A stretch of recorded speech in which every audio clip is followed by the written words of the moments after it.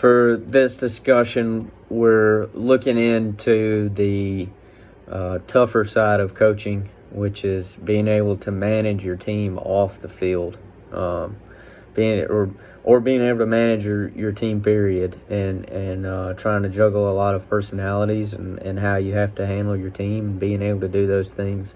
That is the toughest side of the job. In this, we get to see, the evaluation of athletic coach, which looks into different areas of what your expectations are, and what you need to be looking at to do, and what the organization is holding you to, and how they expect you to be able to do it, whether that's, obviously winning, but being able to help your student athletes, being able to achieve goals, being able to do different things like raising money and doing those sorts of things. And, those are areas that you have to be able to do and have to be able to cover.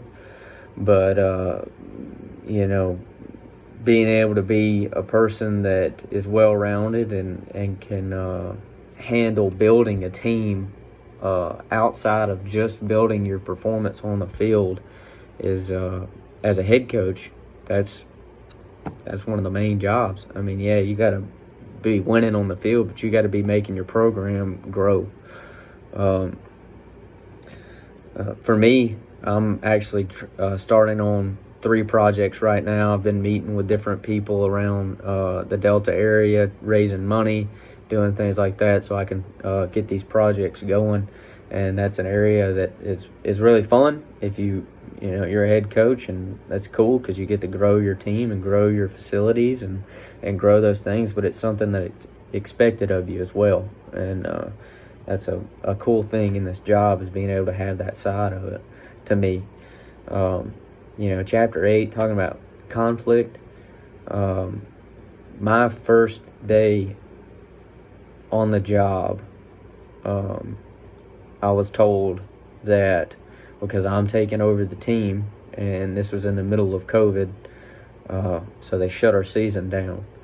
And immediately I had to start looking into who I'm going to keep, who I'm going to let go, and that side of it of having to cut players. And it's the hardest part, being able to try to handle the conflict of players that maybe get in trouble during the year or doing those sorts of things. And I had to handle a lot of that too.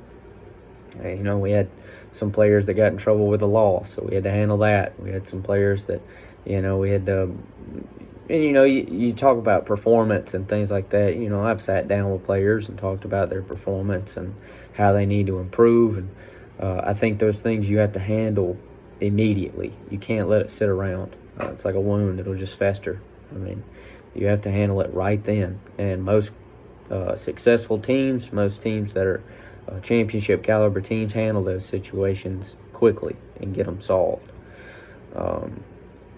For me, whenever you have to handle conflicts such as cutting players and things, because I have had experience in that, it takes a lot of planning. It takes a lot of looking at how you can do different things and who needs to stay, who needs to go. That's a process. Takes weeks. I mean, it's something that'll keep you up at night. And I don't think I slept for about 2 or 3 days trying to figure out how I could keep a kid from Florida and realizing that there's no way to do it.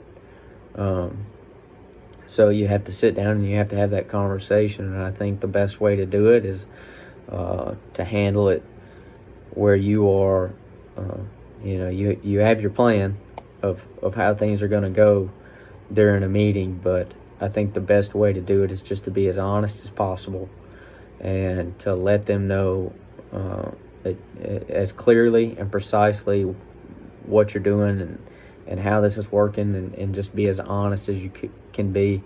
And I had to do that 5 times, and every time I sat down, I was as honest as I could possibly be with the player.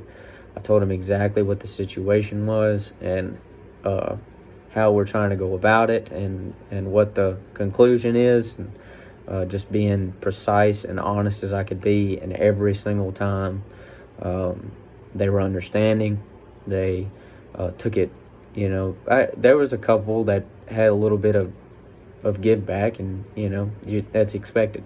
You're basically ending a guy's career of something they've done for their whole life. So it's not going to be an easy conversation, but those conversations are the biggest.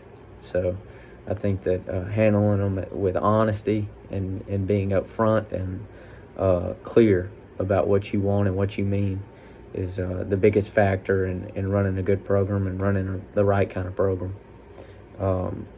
But for me,